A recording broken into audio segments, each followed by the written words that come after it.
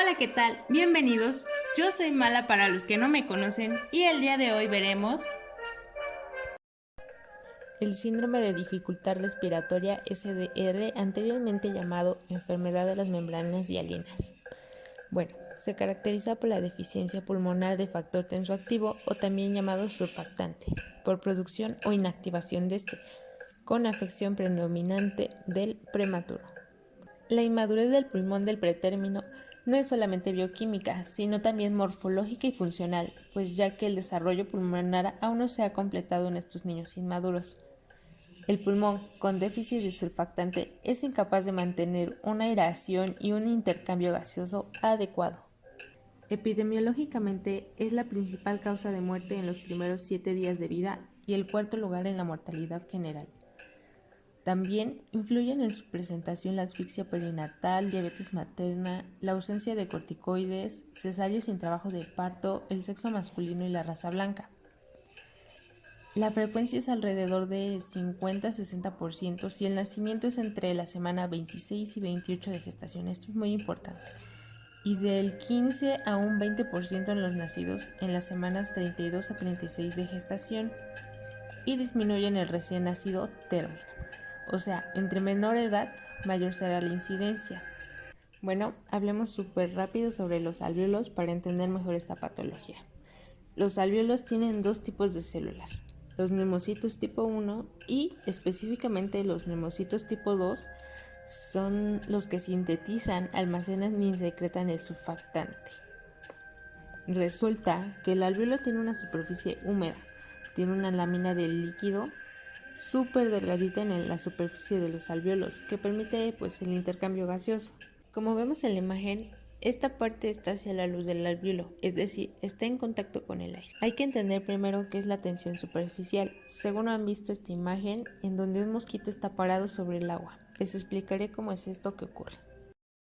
Entonces tenemos moléculas de agua, las cuales están sometidas a fuerzas de atracción. Es decir, que estas moléculas están atraídas por las otras en todas estas direcciones. Todas generan atracción en todas las direcciones. ¿Sí me explico? Bueno, pero ¿qué ocurre con las moléculas cerca de la superficie? Bueno, entonces las moléculas de agua que están abajo generan atracción hacia abajo y estas se sumergen a las de arriba, se mueven, ya que el aire no crea esta fuerza de atracción. ¿Sí me explico?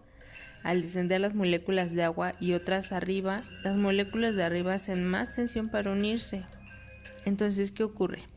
Finalmente, este fenómeno nos ayuda a entender qué ocurre en nuestros alvéolos. Ahora sí, morros, necesito que estén en la escala de Glasgow 15-15 para entender esto. Entonces, las moléculas de agua se van a querer unir haciendo más tensión. ¿Qué pasa?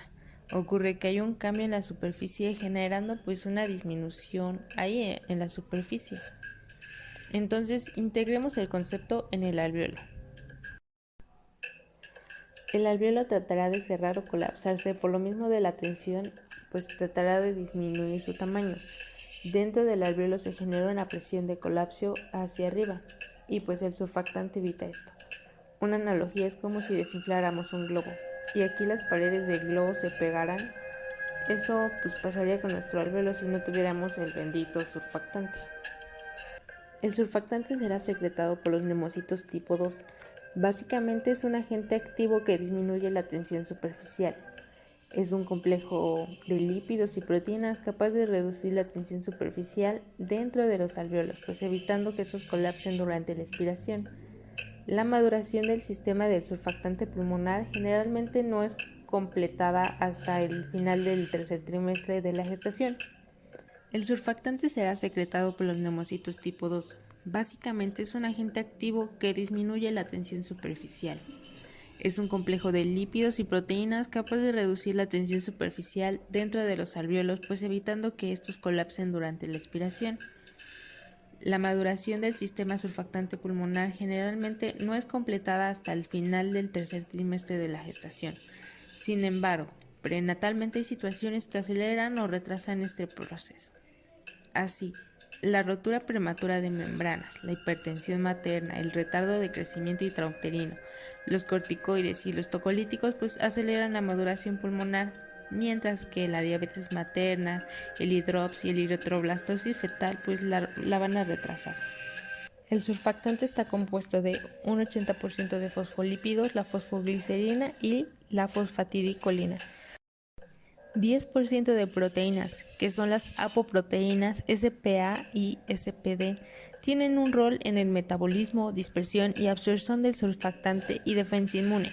Es importante recalcar que en los últimos años se ha descubierto que la ausencia o deficiencia de alguna de las proteínas lleva asociada a cuadros de síndrome de disestrés respiratorio de gran severidad tanto en pretérminos como en neonatos a término. El 10% de lípidos, mayormente el colesterol.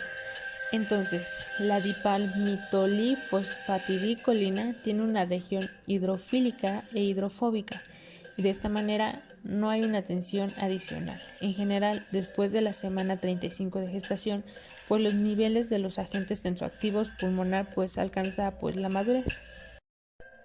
Fisiopatología. El alveolo con insuficiente cantidad de surfactante pues es inestable y tiende al colapso.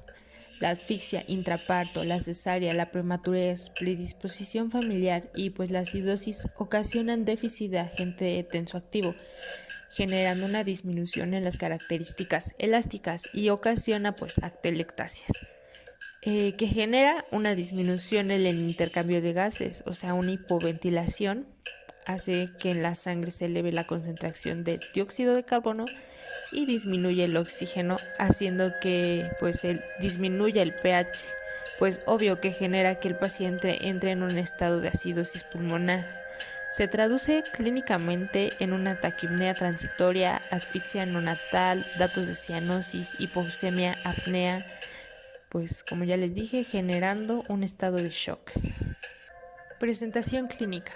Los primeros síntomas se inician al nacer o en las primeras horas, empeorando progresivamente, apareciendo dificultad respiratoria de moderada a intensa, pues manifestados por el aleteo nasal, quejido, tiraje intercostal, disociación tóraco-abdominal y la retracción sifoidea. La frecuencia respiratoria es elevada, con el fin de mejorar el intercambio de oxígeno y dióxido de carbono, pero por agotamiento esta puede disminuir hasta llegar a la apnea.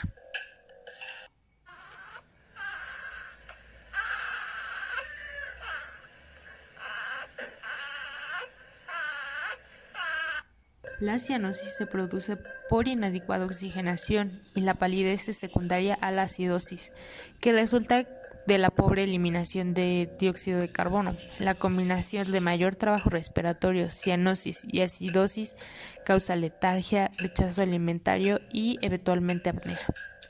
A la auscultación pulmonar se detecta hipoaeración como dato más característico, mientras que en fases muy avanzadas puede oírse estertores crepitantes. El esfuerzo respiratorio se evidencia por tiraje intercostal forzado y el empleo de músculos accesorios del cuello para la respiración.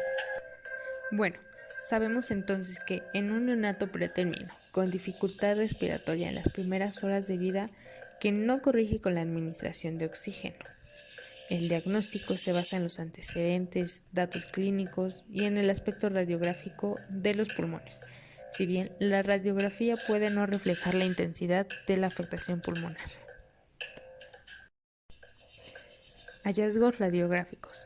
Desde el punto de vista radiológico, son bastante característicos los infiltrados finos, de sal y pimienta o vidrio despulido, retículos granulares difusos que aparecen en las primeras 6 horas de vida. Ok, como podemos ver, en el grado 1, el broncograma aéreo está confinado dentro de la silueta cardiotímica.